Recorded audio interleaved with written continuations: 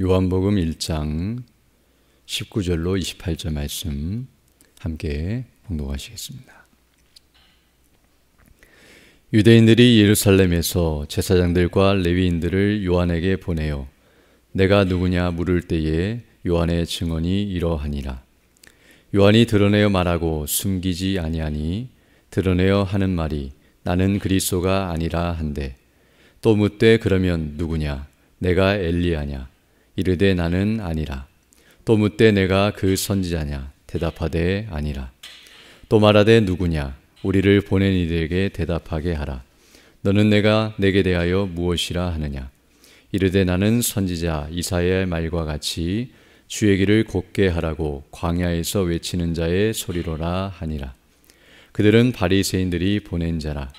또 물어 이르되 내가 만일 그리스도도 아니요 엘리야도 아니요 그 선지자도 아닐진데 어찌하여 세례를 베푸느냐. 요한이 대답하되 나는 물로 세례를 베풀거니와 너희 가운데 너희가 알지 못하는 한 사람이 있었으니 곧 내 뒤에 오시는 그이라.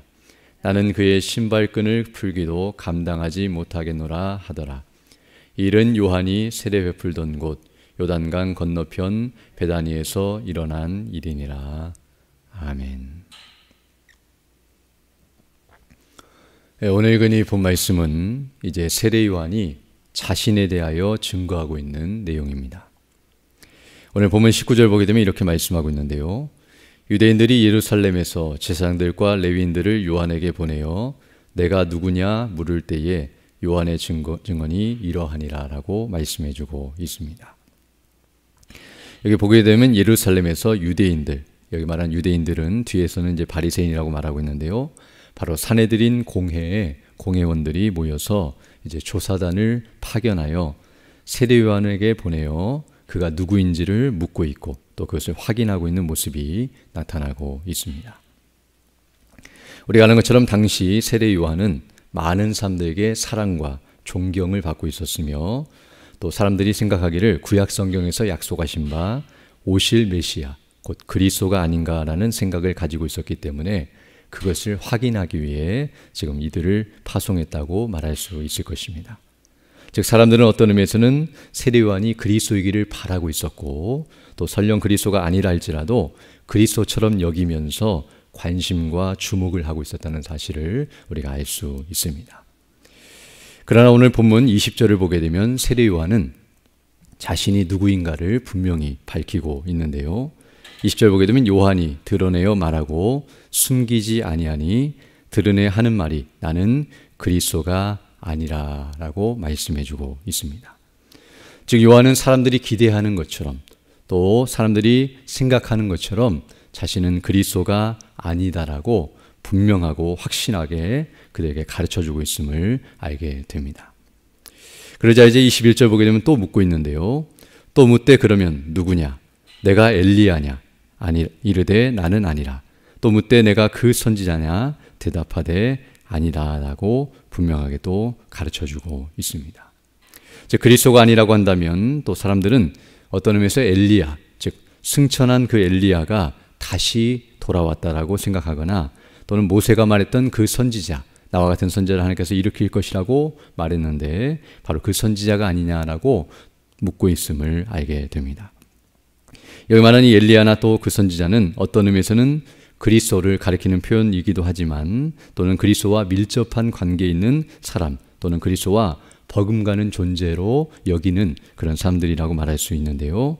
바로 그런 존재인지를 묻고 있음을 알게 되는데 거기에 대해서도 내가 아니다라고 분명하게 가르쳐주고 있습니다. 어찌 보면 세례 요한은 엘리야와 같은 또는 선지자와 같은 사역을 감당한 사람이라고 말할 수 있는데요. 예수님께서도 엘리야가 먼저 와서 이 일을 행할 것이며 바로 세례 요한이 그런 엘리야와 같은 심정으로 또 엘리야와 같이 와서 그 일을 행하였다라고 가르쳐 주신 것처럼 또 어떤 의미에서 세례 요한은 선지자 중에서는 사람이 낳은 자 중에 여인이 낳은 자 중에 가장 큰 자라고 말한 것처럼 선지자 중에서도 가장 큰 선지자요 예수님을 가장 가까이에서 증거한 선지자로서 어떤 의미에서는 엘리야나 또는 선지자와 같은 그런 큰 인물처럼 여기질 만한 사람이었지만 그러나 세례 요한은 그들이 생각하는 것처럼 엘리야나 선지자가 아니었기 때문에 이와 같이 말해주고 있었음을 알 수 있습니다. 그러자 이제 22절을 보게 되면 또 말하되 누구냐? 우리를 보낸 이들에게 대답하게 하라. 너는 내게 대하여 무엇이라 하느냐? 라고 묻고 있습니다. 계속해서 자신이 누구인지를 밝히지 않고 나는 너희들이 생각하는 식의 그런 자가 아니다라고 계속 말해주자 이제 자신들을 보낸 사람들에게 누구인지를 가르쳐줘야 하기 때문에 계속해서 묻고 있는 내용이 나타나고 있습니다.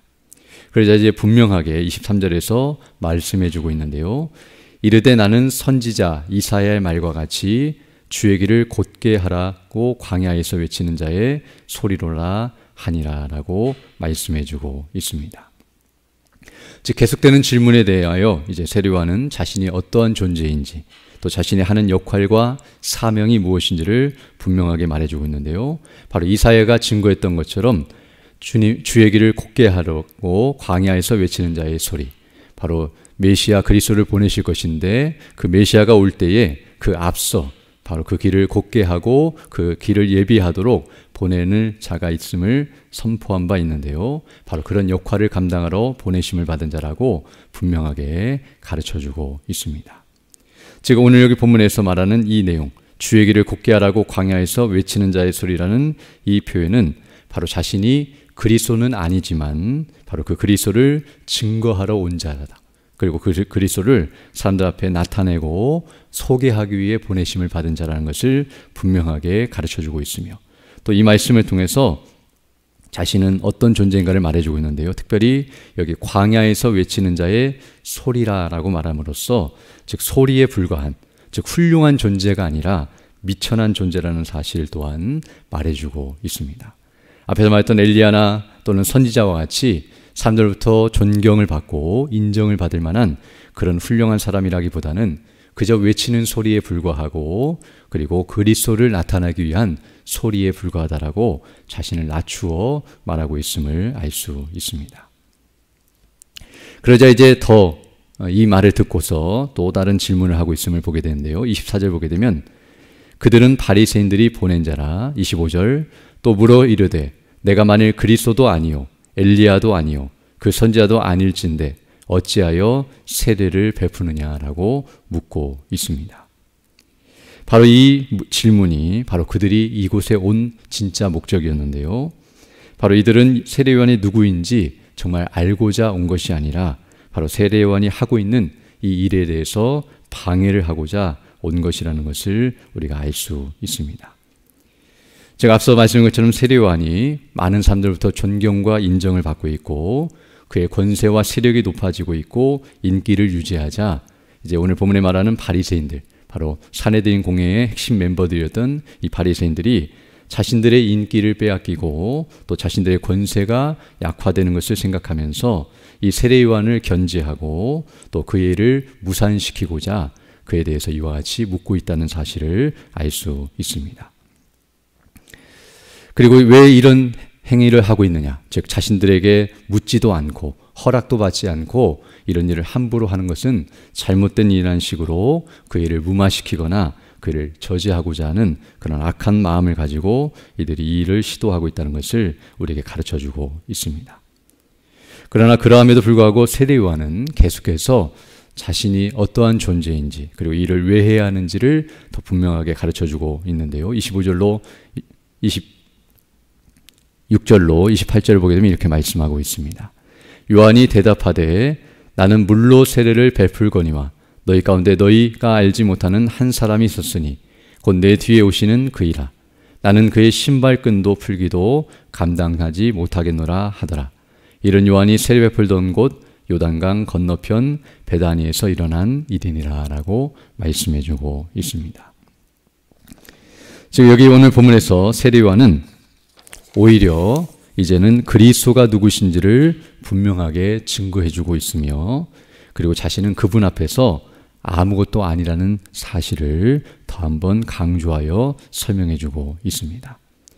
즉 나는 그리스도도 아니요, 앞에서 말했던 것처럼 그들이 생각하는 식의 그런 존재가 아니며 오히려 내 뒤에 오시는 분, 즉 내가 증거하는 그분이 바로 그리스도시라는 사실을 분명하게 가르쳐주고 있으며 바로 그 그리스도는 하나님의 아들이시며 하나님이시라는 사실, 바로 오늘 본문에서 말하는 것이 나는 그의 신발끈도 풀기도 감당하지 못하겠다. 여기 그 당시에 신발끈을 푼다는 것은 당시에 어떤 사람이 그 방문을 하게 되면, 손님이 오게 되면 그 집에서 가장 비천한 종이 가서 그 사람의 신발끈을 풀고 그 사람의 발을 씻겨주는 그런 일이 있었는데요. 세례요한은 어떤 의미에서는 가장 비천하고 가장 미약한 종보다도 더 못한 존재다. 즉 예수님의 신발끈도 풀 수 없을 정도로 자신은 비천한 존재라는 사실을 이렇게 가르치면서, 바로 예수님은 하나님의 아들이시고 존귀하신 분이시며 자신은 그 앞에 감히 설 수도 없는 그런 존재라는 사실을 분명하게 가르쳐주고 있습니다. 이것을 통해 세례 요한은 다시 한번 자신은 그리스도가 아니라는 사실을 더 분명하게 밝히고 있고, 자기 뒤에 오시는 분이 그리스도이시며 자신은 바로 그 그리스도를 증거하기 위해 먼저 앞서 보내심을 받은 자로서 지금 이렇게 세례를 베풀고 있는 이유는 바로 그 분을 드러내기 위해서 그 길을 곧게 하고 예비하기 위해 향하고 있는 일임을 밝히 드러내고 있습니다. 즉 세례를 통해서 사람들로 하여금 자신들의 죄를 깨닫게 하고, 그리고 하나님 앞에 회개하며 예수 그리스도를 통해서 구원하시는 그 하나님의 은혜를 바라고 그리스도께로 인도하고자 이 일을 행하고 있다는 사실을 분명하게 가르쳐주고 있습니다. 오늘 우리는 이 말씀을 통하여 세례 요한은 자신이 어떠한 존재인지를 더 분명히 알고 있고, 또한 그리스도가 어떠하신 분이신지를 알고 있을 뿐만 아니라 사람들을 그리스도께로 인도하고 있음을 알 수 있습니다. 세례 요한은 사람들이 자신을 그리스도라고 여기면서 정말 사랑과 존경을 한 몸에 받고 있는 사람이었었는데요. 그러나 그러할지라도, 사람들이 자신을 어떻게 생각한다 할지라도 이 세례 요한은 하나님 앞에서 자신이 죄인이라는 사실과, 그리고 자신은 하나님께로부터 미움과 멸망을 당해야 마땅한 비천하고 비참한 존재라는 사실을 분명히 알고 있었기 때문에 오직 그리스도만이 사랑을 받고 영광을 받으시기에 합당하신 존재임을 기억하면서, 왜냐하면 그분만이 하나님의 아들이시며 자신을 구원하시고 또 택하신 백성들을 구원하러 오실 메시아 그리스도이시기 때문에 그러한데요. 그래서 사람들이 자신을 주목하지 않고 그리스도를 주목하도록 이끌고 있음을 알 수 있습니다. 즉 사람들은 어떤 의미에서 자기를 알아주기를 바라고 또 자신이 높임을 받고자 하는 그런 마음이 들고, 그리고 이렇게 사람들이 자신에 대해서 존경을 표하고 또 자신이 누군가를 물어볼 때에 과장되게 자기를 드러내거나 또는 더 높여 자신을 드러내고자 하는 그런 교만한 마음이 일어날 수 있는데요. 그러나 세례 요한은 오히려 자신을 낮추고 겸비하며 자신이 어떤 존재인지를 알고 있었기 때문에 오직 성삼위 하나님, 우리 주 예수 그리스도와 또 그리스도를 보내신 하나님 아버지와 성령님, 바로 그 성령님, 성삼위 하나님을 주목하게 만들고 또 그분을 사랑하며 그분만을 높일 수 있도록 이끌고 있으며, 그것이 바로 자신의 사명임을 분명히 확신하면서 자신뿐만 아니라 다른 사람들도 그렇게 행하도록 이끌고 있음을 알 수 있습니다. 오늘 우리는 이 말씀을 다시 한번 상고하면서 우리를 이 땅에 태어나게 하시고 또 살아가게 하시며 우리에게 맡기신 사명이 무엇인지를 항상 기억하면서, 많은 사람들이 정말 스스로를 높이고 자기의 영광을 위해서 살아가지만 우리는 하나님의 영광을 드러내고 하나님을 높이며 우리 주 예수 그리스도를 높이는 대로 나아가는 자들이 되어야 할 텐데요. 바로 그 일을 감당하기 위해서는 우리가 하나님 앞에 어떤 죄인들인지를 항상 기억하고, 그리고 그 하나님께서 우리에게 베푸신 은혜가 무엇인지를 기억하며 그 하나님의 영광을 늘 주목할 때만이 이와 같이 겸손하고 또 온유하며 또 주님만을 온전히 높이고 그분께만 영광을 돌리는 대로 나아갈 수 있음을 기억하고, 이런 은혜를 달라고 간구하시며 또 믿음으로 살아가는 복된 삶이 되기를 간절히 소망합니다. 함께 기도드리겠습니다. 거룩하시고 자비로우신 아버지 하나님, 감사를 드립니다. 지난 밤에도 우리에게 은혜를 더하여 주시고 이렇게 다시금 새날 새 아침을 시작하며 주께 경배하며 영광 돌릴 수 있도록 은혜 베풀어 주심을 감사드립니다. 정말 우리가 어떠한 존재들인지를 다시 한번 기억하면서 우리에게 베푸신 놀라우신 은혜와 영광을 감사하며 그 복음의 영광으로 충만케 해주시고 우리에게 맡기신 사명을 바르게 잘 감당함으로 오직 주의 이름과 그 영광을 높이며 그 나라가 확장되는 일에 온전히 쓰임받으며 주의 뜻을 이루어가는 우리 모두 될 수 있도록 은총을 더하여 주옵소서.